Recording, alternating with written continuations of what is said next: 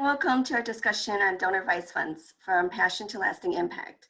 We have two experts with me representing the world of investments and philanthropy, and they're just waiting to share their thoughts with you. So let's have the panelists briefly introduce themselves. And first we have Jane, and then Keith. And since we're talking about philanthropy, I've asked Jane and Keith to share with us just one charitable organization or issue or group that they support, so we could tie it back into the whole charitable concepts here. So Jane? Sure. So I have a few causes that are really important to me, but the one I'll highlight is cancer research. And the reason I'm highlighting it is because I am a cancer survivor, and in February I will be celebrating 20 years cancer-free, which I'm thrilled about, and I'm just hoping more people have the opportunity to have that story. But I do, in addition to giving to different organizations for cancer research, the main one I give to is Dana-Farber Cancer Institute up in Massachusetts. I actually do a bike ride every year for that organization. It's the largest sports fundraiser in the country. They brought in $63 million for cancer research last year alone. It's a long ride. It's like 200 miles every 2 days. It's a big effort for someone like me, but it's worth every mile. That's great, Jane. How long have you been at Vanguard Charitable? So I started here in 2015. So 5 years, just had my 5-year anniversary, and it's been a wonderful, wonderful organization to lead.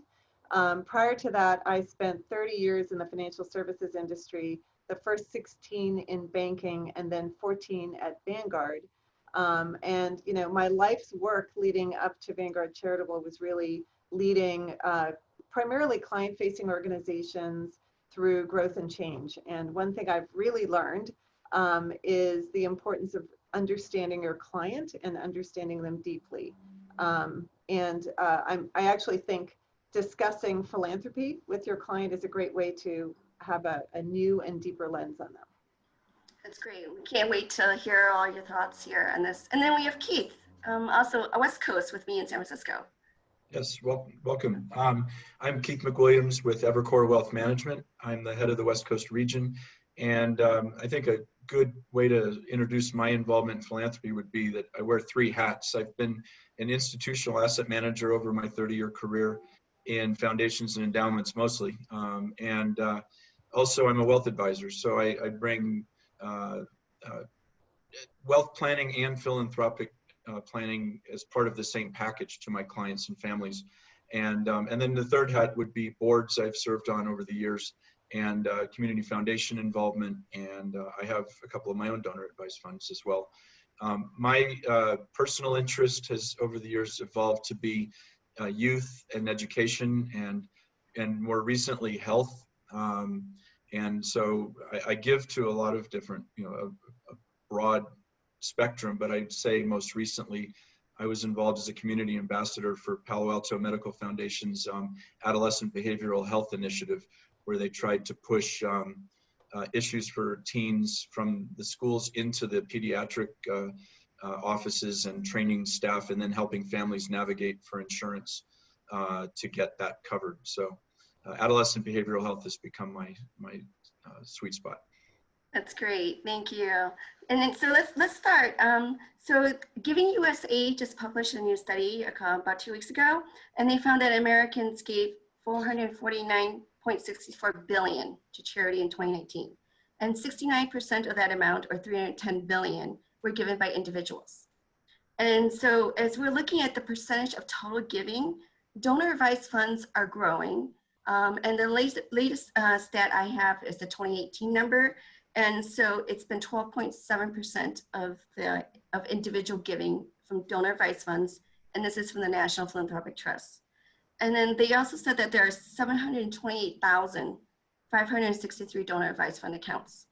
And that's across all the donor advised fund providers, including community foundations, single issue charities, and the national gift funds like Vanguard Charitable. And total assets of all the donor advised funds combined, it's 121 billion. So that's a large number. So with that, let's start with, from the beginning, how do we have philanthropic conversations with clients? And then we're going to go into donor advised funds for a little bit. And then we're going to talk about recent events, especially with pandemic and the social unrest, and how that affects the trends we're seeing with donor advised funds. So in the beginning, Keith, you obviously as a wealth advisor, you have conversations with clients, you onboard them, you talk to them. How do you start that philanthropic conversation? How do you find donative intent? That's a great question. I would start by saying not all clients know they know they have donative intent, but they don't know how that manifests. And so I would say first my intake process is a conversation over several meetings, phone calls, and it's a dialogue rather than a questionnaire type of thing. I fold philanthropic prompts into my questions along with spending, liquidity, taxes, estate and gift issues, and it's a natural part of the conversation. And you have to meet the client where they're at when it comes to philanthropy. I find the 3 T's that are often talked about: time, talent, and treasure. I try to go towards the time and talent conversation thread first, and because net worth obviously affects the treasure part and their ability to give impactfully right away. But I find in volunteerism and where do you spend your time and what where are your talents being applied, you start to get into that deeper conversation about passion and purpose and mission, I guess. Although mission and vision, as Dien, are very long-term conversations that sometimes take a while to tease out. So I would just start there. I'd say that it's a conversation, and that I find out where they are on the spectrum from having not given a penny to being already highly evolved, and in the world where I throw in the 4th T would be taxes. I find that taxes are the great catalyst for philanthropy, but very rarely are they a long-term driver of donative intent. I mean, donative intent's there. It's our job to discover it and sort of join with the client on their journey, and your job's to facilitate that journey. Do you feel like most financial advisors are like you? Do they ask these questions? Is this normal practice? I would think they would, but I don't know. I hear a lot of people in new clients who say, I've never been asked questions by my advisor. They're very focused on our return objective and our risk tolerance, and let's do Monte Carlos to test your ability to withstand downdrafts over long periods of time. But I find the way to get in to know a client really well and come from a place of authenticity is to ask some of the softer questions. And it's not just philanthropy, it's education of their children. It's charity begins at home. Some people will tell me to try and deflect that conversation, but you can learn a lot about their attitudes about giving to their kids, giving to just small starter donations before you start bringing up the donor advised fund as a vehicle they ought to consider. A lot of them are writing checks out of their bank account to charities. So I'm surprised it's not part of the normal intake. But philanthropic services are always seen as a specialty, and I just think it's part of the whole package. But you have to be ready. The clients aren't necessarily there to have the conversation when you sign them up. And you're nodding. Yes. I am. I'm thrilled. I'm thrilled that you bring it up, Keith. And I think sometimes it is hard to bring it up because if you don't feel like you have deep expertise in philanthropic services, you may be reticent to bring it up. But it is important to bring up because honestly, like any goal that you need to understand about your client, whether it's saving for college or saving for retirement or whatever the goals are, there are philanthropic goals too. They may not be ready at that very first meeting to be able to articulate them, but they're important to know because they impact a person's kind of spending versus saving in their income earning years. Mm-hmm. It can impact what their needs are or their desires are after their income bearing years. But it also, there are tax effective ways to help them along, and that is the role of the financial advisor. So I think it's a really important thing to bring up. And there's 2 other things that I think make it really important. One, Keith, you kind of mentioned, which is, philanthropic passions tend to be very personal. My focus on cancer research is very personal. I had cancer. I know a number of people who've been through that battle. And it gives you a lens on your client that you may not have if you don't have the philanthropic conversation. The other reason why it's important is A lot of financial advisors I talk to say, I work with a certain couple, but honestly, I work more with the husband or more with the wife. I wish I were able to kind of connect with them more equally. And, the philanthropic conversation can be a great equalizer. It can bring the other spouse to the table because maybe that spouse is more involved in granting and that type of thing. It can bring the next gen to the table because a lot of our clients are really concerned about getting their kids involved. They want to make sure their kids feel responsible for giving. Yeah, I'd tack on woe be the client, or woe be the advisor who doesn't get both spouses to the table if it's a family situation, and that, I think, in many state and gift, of course, is a huge issue, but for philanthropy, it's a natural. And when you talk about kids and wealth, usually you have to cross the bridge of how much do you want to share information-wise with your children? What do you think your children need to be resilient and smart financially consumers? But then the philanthropic conversation, that's again usually later in the engagement, but that comes in, and it's a very wonderful thing about donor advised funds where you can use the successor advisor feature to include your children early on, if that's appropriate. Absolutely. And Keith, as a financial advisor, obviously assets under management is how you would get paid. And so that's great. But then assets going out to support organizations and social impact means you lose fees. How do you reconcile this? I'll give you a Zen answer, then I'll answer the specific business question. I honestly feel that you have to come at this from a place of authenticity and not think of it in the front of your mind that this is part of your business model. I think, I've said in the past at various reviews when people said, where are you targeting the market? I said, well, I like to hang out with where high net worth individuals and nonprofits in the community and the boards those individuals sit on intersect, right at that street corner.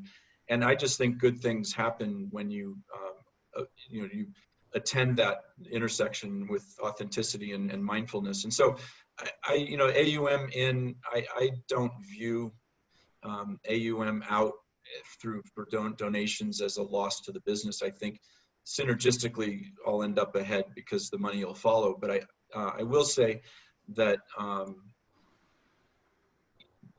that and collaborating with other advisors around the philanthropic, or just all advisors around the client's table, whether it's the CPAs, attorneys, it's a virtuous circle, and it always comes back to you in more AUM later through referrals. But I will throw in that now that advisors are able to often manage donor advised funds for their clients who delegate that to them, that is one way to keep fees, and that's worth mentioning as a business item. But I feel, then you have the obligation to say to your clients, sure you want to pay 2 fees here for, but some of these donor advised funds, and I'll wrap up at one more point, or donor choice funds where the donor's choosing their advisor to steward the assets investments. You can also play a role in maybe in community foundations as the ambassador for your client or your advocate, and sort of help guide them into, especially ESG. If your client has social objectives, you can help them articulate that to the community foundation for their DAF, and even in the national charitable gift funds as well. So I think there's a role for the advisor to play in the donor advised side, but by and large, to answer your question originally, I don't view assets out as a negative thing when they're going out to the nonprofit sector. And just as the same way that gifts to their children or taxes to the government, maybe unfortunately, or liquidity needs for their their lifestyle, those are all just natural outflows of a wealth management relationship. And Jane, Keith talked a little bit about working with advisors, advisors at the table. It takes a team effort. And we talk about that in the CAP program a lot. But I assume that's also your experience, right? It's not just working with one advisor, it's actually bringing everybody together. Yeah, very much so. I mean, we have all sorts of different experiences in working with advisors. Some situations are, a very low touch time with advisors, where the advisor may just be advising the client on the type of assets and the amount of assets to contribute into their donor advised funds. We have much more interaction with them because they're on the account. they're, you know, having a lot of asset allocation conversations, et cetera, et cetera. And then there are definitely situations where we're working with a team of advisors, or financial advisors, tax advisors, philanthropic advisors. And, you know, the best is when we're all on the same page, we serve the client better. Yes, and then I, you know, having come from a nonprofit world too, I would also say being at the table, it's also important to have the nonprofit organization represented, right? Yeah. Because the best plans might turn out to be bad plans if you can't implement it in the nonprofit. So just my little push for the nonprofits that are on the call here. Absolutely. So yeah, Jane, let's talk about charitable tools like donor advised funds. It seems to be the tool of choice. It used to be private foundations, and now recently it's all donor advised funds. Can you talk a little bit about how that works for those that are new to donor advised funds? And then how does Vanguard Charitable manage donor advised funds? So donor advised funds are pretty easy to use, flexible charitable giving tools. If you're a charitably inclined individual and you want to leverage a charitable giving tool because you have, you've decided to give enough both today and tomorrow, you want to be able to give to charities in the moment, but you want to sustain your giving over time, then it's a great tool. You can contribute cash, appreciated securities, illiquid assets like private securities, hedge funds, insurance policies, real estate.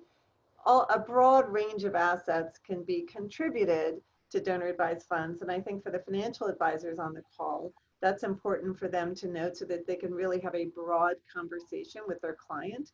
And for the nonprofits, it's good because that allows an individual to give even more for charities. When you give a contribution to a donor advised fund, it is a public charity and you get a tax deduction immediately. And you now lose control of the asset in that the dollars are owned by the donor advised fund organization, but you retain a few very key advisory privileges. The first privilege is you advise us on how you want to invest those assets, and donor advised funds tend to have an array of investments to choose from. We have 20 different investments. Some are all-in-one funds. Others are what we would call building blocks. A lot of our advisors leverage them and really play that, have that focus on asset allocation. They're the behavioral coach, et cetera. We have ESGs. So there are different investments to choose from, and you advise there. The third advisory privilege is on succession planning or legacy planning. And that's when you tell us what we should be doing with the account when you die.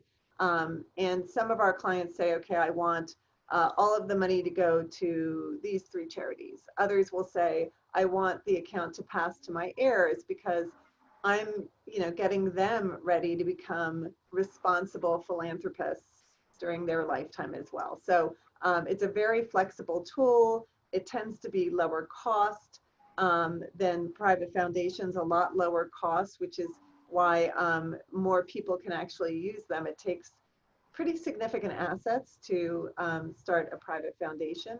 You know, they tend to be really simple to use in that, you know, it's simple to give, it's simple to grant. You have a record keeping system there in your own donor advised fund account that shows you all the grants that you've done over a period of time. You can set up recurring grants to those organizations that you really care about, et cetera. So that's the tool. There are a variety of different types of donor advised fund organizations. I think, Dien, you mentioned there were a lot of community foundations on this call. They're wonderful organizations that have deep, deep knowledge of where the needs are greatest in their community. And many of them have have donor advised funds to allow for donors to give in that manner. There are national organizations like Vanguard Charitable, where our donors can be found all across the nation, and they grant all across the nation and all across the world. And then there are what you call single purpose donor advised fund organizations. They could be, they could have a religious affinity or they could have a university affinity, but they tend to be organizations where you're saying, you know, really most of my money is going to go toward this affinity. I'd like to let me just chime in, Dien. I find the donor advised fund, your flexibility that you mentioned, Jane, is huge. And I very rarely get into the traditional question of which should I do, a donor advised fund or a private foundation, because usually the way this works is the donor advised fund is the first place we send them. And then they can evolve, like we talked about earlier, their philanthropic sophistication, if you want to call it that, evolves. And the type, their approach to their donor advised fund, or if they want to move to a private foundation, they can. I would just throw in that I love the flexibility of DAFs. I've seen clients go from anything where they have the DAF as their charitable checking account to where they might open one with a Vanguard Charitable and one at a community foundation, and pair them. Sort of. We were saying the other day, it's like renting a program officer. If you're giving is starting to get sophisticated and you need help vetting 501c3s and finding out where you can give money away, then I like that pairing of having one at each place. And I've also seen private foundations open donor advised funds as a place to help meet their 5% requirement.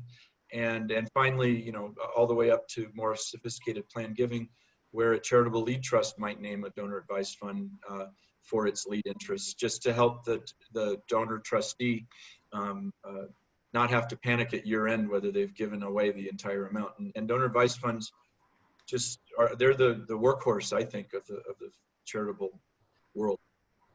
It's interesting you mentioned private foundations. We've seen a lot of private foundation families with private foundations for decades open up donor advised funds. And there's really three main reasons that we've seen. The first is that next generation, they want to get that next generation involved in granting, but that next generation doesn't have the same charitable passions as maybe the generation that began the whole private foundation. So they want to get them involved. They want them passionate. So they'll send money over to open up a donor advised fund account. And that gets that next generation involved. Another reason may be, and that's probably the biggest reason we see. The next reason may be because there might be some interest in doing anonymous grants. And honestly, the number of anonymous grants we do is pretty darn low. I mean, 4% or less of our grants are anonymous. And that's actually not, that's fairly typical. But the option to have anonymity can be helpful. I was talking to a donor who is a fairly public figure and has a presence in the community in terms of their support of various religious organizations, et cetera. And but they also believe very much in Planned Parenthood, and they wanted to be able to make a substantive gift to Planned Parenthood without people kind of like questioning whether that was the right thing for them personally to be doing.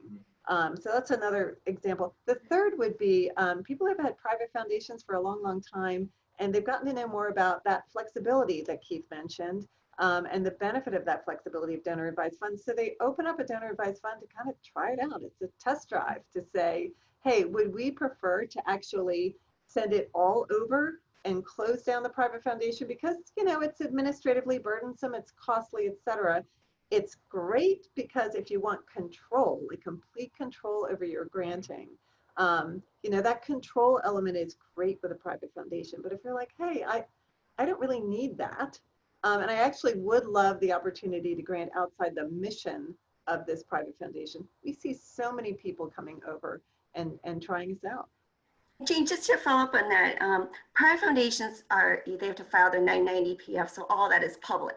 Whereas a donor advised fund, there's no filings. It's only the sponsoring organization that files, the Vanguard Charitable. Sponsor organization files, and we, and our 990, our 990s are really, really big. So if you want some really good bedtime reading, grab a big old donor advised fund 990 because we list every grant above $5,000 in that 990. So a lot of transparency in terms of where we're granting. And honestly, the organizations that we grant to, we have every motivation to ensure that charities can see who is sending that grant because we know that our donors are their donors.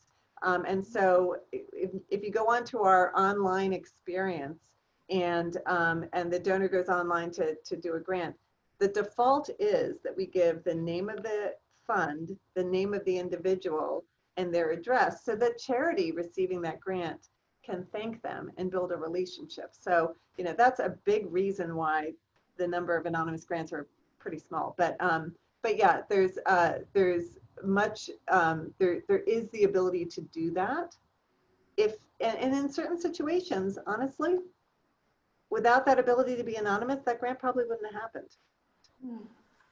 And actually, from the nonprofit's perspective, when they get the grant letter and the check, and with all the donors' information on there, it is up to then the donor to cultivate, the organization to cultivate the donor, right, and be able to move that along. So it's not a one-time donor advised fund gift. No, I mean, we really, when I get a chance to, I spend a fair amount of time talking to nonprofits, and you know, I always encourage them to think about donor advised funds a little differently. First of all, ensure that your internal systems are set up that you can not only capture the name of the donor, but capture whether it's coming from a donor advised fund. Because if that's the case, you know something about that donor.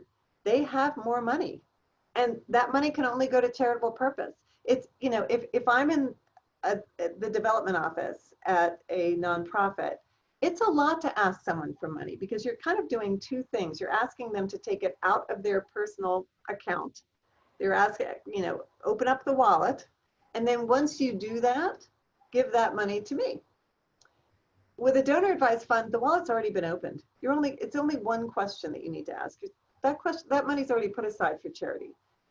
Would you consider our organization as one of the top charities you give to? Would you consider making a recurring grant so that we get money every year from you and you sustain your giving? So you can really work with a donor advised fund donor in a very different way.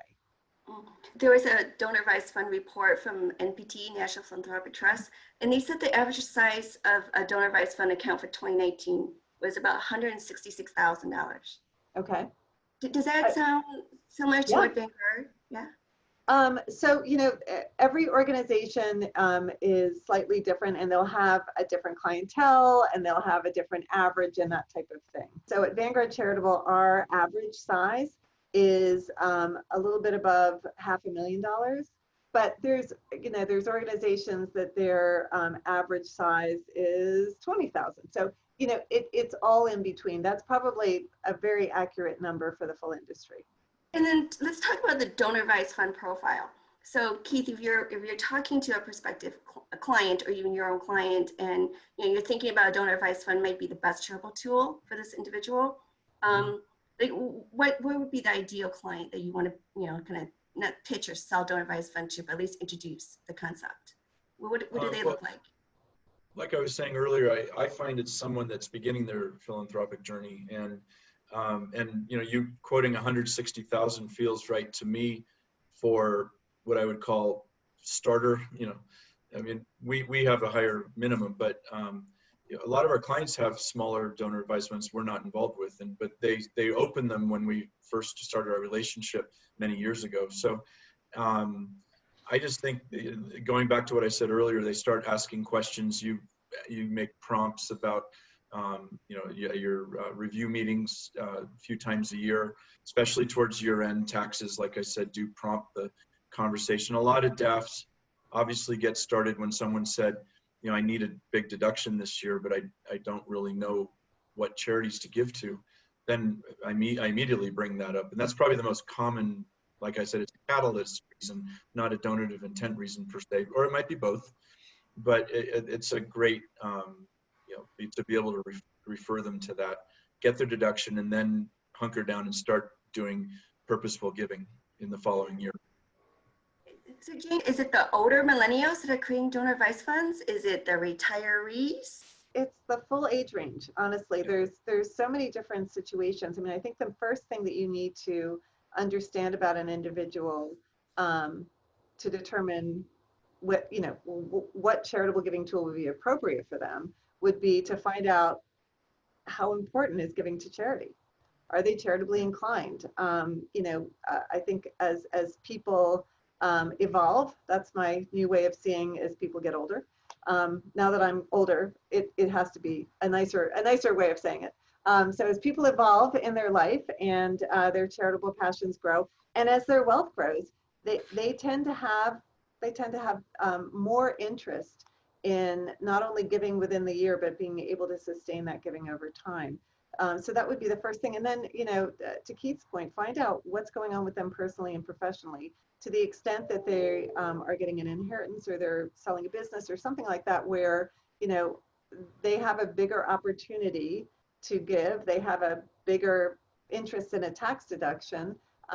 It's a really important time actually to have the conversation with them. And then from there, you can determine what's the best charitable tool for them.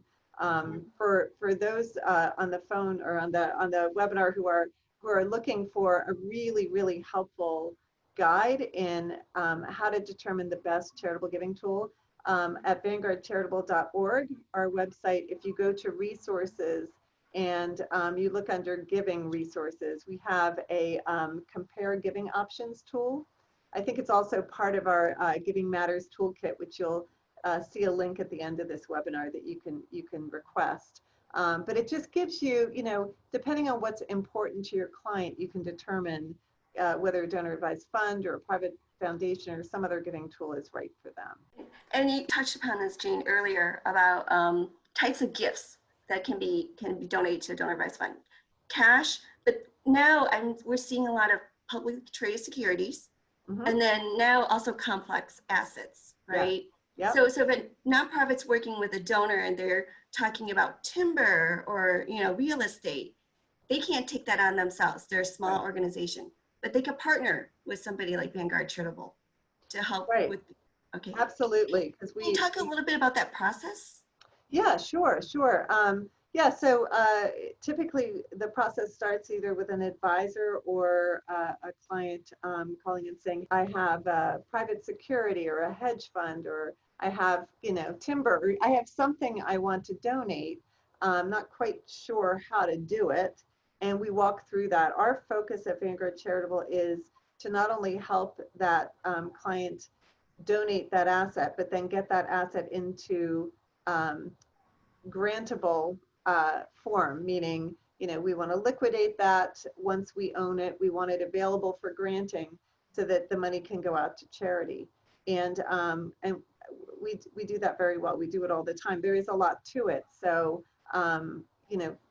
a lot of charities won't accept those types of assets. It doesn't make sense for them to invest in the ability to do that. The other thing is the client may say, well, I want to donate X number of shares of this private security. And I don't want to give it all to one charity. I want to give it to 2 different charities. And so for that reason, it's also nice to have a donor advised fund to be the organization that can accept it, because then you can give to multiple charities from there. And aside from the national gift funds, the more sophisticated community foundations can also play this role too. Absolutely, and they do well. And that's a great segue, Jane. Can you talk about the relationship between the gift funds and the community foundations? Sure. Do you work together? How does this play out? Well, I'll tell you, we should. Absolutely should.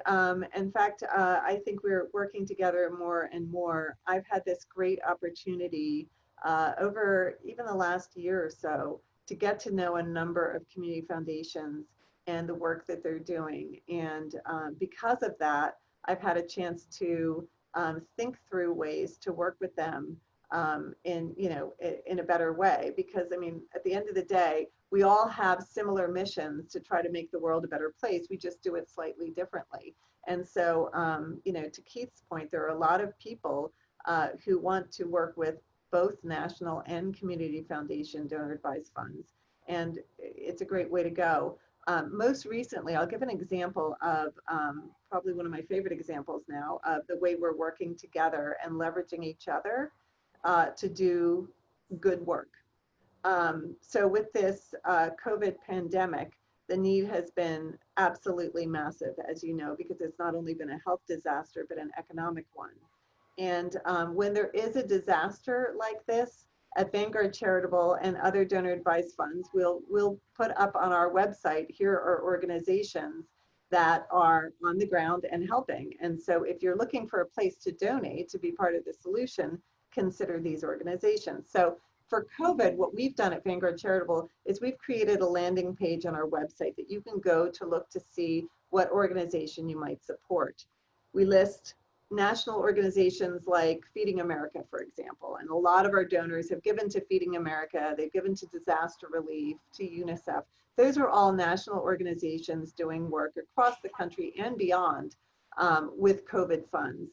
But then we've also said, look, if you are really interested in giving within your community and you're wondering how to do so, talk to your community foundation. You know, you should give, they all have COVID funds now. So we've given links to community foundations and their COVID funds so that our donors can give to those community foundations who are getting the money out where the area of greatest need is within the community. And just a few weeks back, I got an email from a woman who heads up a community foundation in California, and I've gotten to know her quite well. And she emailed me actually to say, I'm crying. I'm sitting here while I'm emailing you and I am crying because we just got the most amazing gift from one of your donors. It's a large dollar amount. And I know that we wouldn't have gotten it if you hadn't put us up on your website. And I can tell you, we're gonna use this money immediately. So, you know, it was a feel good for my team to know that the donor was well served and the money was getting out into that donor's community. And it was absolutely helpful at the community foundation level. Keith, you work closely with the community foundations out here too. Yeah. Can you just share an example of one of your experiences? Yeah, I've been volunteering at the San Francisco Community Foundation quite a bit, and I know they have some really wonderful immediate impact funds that are together for a lot, you know, for especially with the impact that COVID's had on equity and inclusion and you know, economic inequity. And they've got some good focus on there. And I was also going to say generically, I see community foundations are reaching out across to private foundations and to national gift funds to essentially show their services.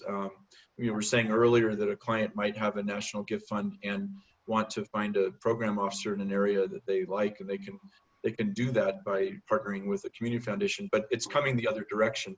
I see the community foundations looking into the idea of providing value-added services to private foundations and to, you know, collaborating with charitable gift funds. So what you said, Jane, is terrific. Yeah, no, it's great. I mean, look, there's no lack of need out there. I think we're going to make a lot more progress if we all work together.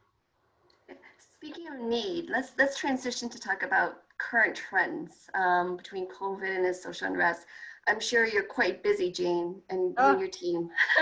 Very busy, but happily so.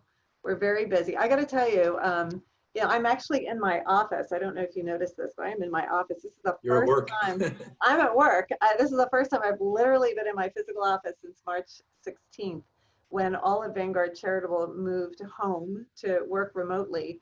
And I give my team tremendous kudos because I got to tell you, we moved home at a time when our volumes have never been higher. Our grants, so I think of COVID kind of beginning in February, even though I know it happened earlier, but February is when everyone around this country started saying, wow, this is happening. This is happening and it's getting bad. And we started to put resources up on our site as to where people could consider to give and that type of thing. And since February, our grants have been up 50%, 50% year over year. And that's off a record year, the year prior. And it's also, you know, you think about the backdrop of what's been happening during this time. March was just horrendous in the markets. There has been and continues to be tremendous economic uncertainty. And those two things tend to completely dampen philanthropic giving, but they have not. Our donors have been incredibly generous. And I got to tell you, my team is thrilled. We're inspired. Do you get a sense there'll be follow-on requests for sustainable giving? You know, the heroic emergency give is always the tsunami, if you will, well, so to speak. But how much follow-on intent do you get from the same donor advisors to keep keep supporting the nonprofits? Yeah, you know, it's a great question, Keith, and I would say the answer to that will be ongoing, of course. But we are definitely seeing a number of donors deciding it's time to give again. You know, the interesting thing that has been happening since February is first the massive recognition that the need is huge, and it's huge now, and you need to give now. We had a donor call us who was giving a substantial gift. This donor lives in New York City, and was giving a substantial gift to the healthcare, to a COVID fund for healthcare. And he said, look, you know, the need is huge. The time to give is now, and if not now, then when? And his focus in March was immediate response. And now, you know, since then, we've had another big focus around social justice over the last month and a half. Obviously, that's been a focus for a lot of people for quite some time, but the call to action has been massive in the last month and a half.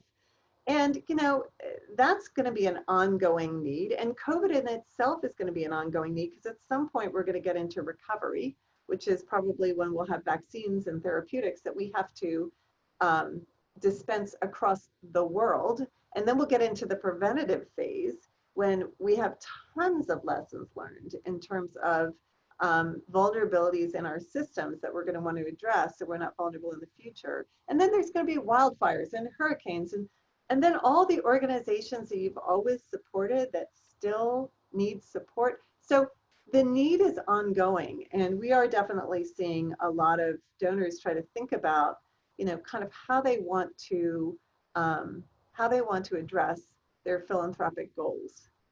They gave immediately, but they still have goals. So what to do? Some can replenish their accounts, some can't. Right. I found a trend before COVID, which has been ongoing, is our clients with donor advised funds trying to think forward about how many years they want to give to each each grantee, and make sure they don't just cut them off after a year or two. But the big trend I'm starting to see is people that don't want to trap funds in their donor advised funds, and I've seen several in the last few years have a depletion mandate, if you will. Sometimes it's 10 years, or we have one right now that's 15 years. And you know, that kind of gets to the hoarding question we talked about, our assets being thrown into donor advised funds and not leaving. But I see quite the opposite. This one family is evolved to the point where they put a 15-year life and have the kids involved as successor advisors. But it's a daunting, they're starting to look now, they're doing 3-year grants and 4-year grants, and now they're looking at the out years. What do we do when we want this foundation, they call it their foundation, but their donor advised fund to be gone by the 13th, 14th, 15th year. So they're starting to design formulaic tapering, and then at the very end, by the 10th year, they want to identify what the 5 or 10 charities that will get the corpus, if you want to call it that. So I see a lot of like you're saying, immediate granting, going way beyond the 5% that gets batted around in the regulations, or that is already the regulation for private foundations. But I'm seeing a lot more people want to continue that in year 2, 3, and 4. Yeah, and I'm glad you brought it up, Keith, because the payout rates at donor advised funds have historically been very high, 3, 4, 5 times that of private foundations. And we want to make sure that continues. I think the granting this year is even going to be higher. National Philanthropic Trust that does the report on donor advised funds as kind of as an industry broadly. I think last year their last report showed that the average payout was 22%. So donor advised fund donors don't hoard. They tend to be very, very active grantors. And I could speak to Vanguard Charitable donors. And if they're not, for the very few who are not, we all have our own policies. So for Vanguard Charitable, if after 2.5 years they haven't made a grant, we knock on their door and we say, you need to grant, or we will grant on your behalf. We'll take 5% of your account and grant it out on your behalf. And guess what? The typical reaction is, oh my gosh, wait a minute, thank you. I want a grant. I've just been granting out of my checkbook, but I want a grant. So people aren't just, look, they're not better off by giving money away, even if they get a tax deduction. They're not better off. They've made the decision to be personally less well off, and they have causes, and they're great grantors. Yeah, that's a great. Yeah, I was gonna say, usually a donor advice fund is at almost a parking lot. You move the money there until it's time to give. Because it moves. It's not a parking lot. Yes. So now it's time to give, right? With all that's happening, and with the social unrest and the pandemic, and there's so much need. And so, is it really fulfilling the purpose that it was supposed to be like almost a savings and checking account for philanthropy, and now it's time to get it out? Is it working the way it's supposed to? I think it's been happening all along, even before COVID. I mean, earthquake relief, the wildfires. Unfortunately, we've seen a lot of emergencies in the last few years, and the donor advice funds our client have are in, and I'm seeing the follow-on from those emergencies. That's why I'm saying we already see clients getting sophisticated about multi-year grants. Yeah, and and even outside of disasters and that type of thing. I mean, there are people who their cause is education or youth services, Keith, or whatever climate change.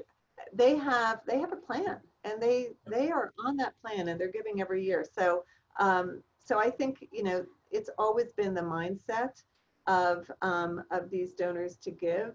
I think with COVID, it's been a call to action to not just give, but to give more. And we've been very consistent with our messaging to our donors to say, it's not about like shifting your giving, it's giving more. Because, honestly, you could call any grant a COVID grant these days, because even if I'm a museum and I am not kind of on the ground front line with COVID, I still provide a tremendous service to my community. And that gala I always used to have in April, that was my big fundraiser for the year, I couldn't have it. So I need your support. So, we are really, we're really kind of beating the drum to say give more, and our donors are doing just that.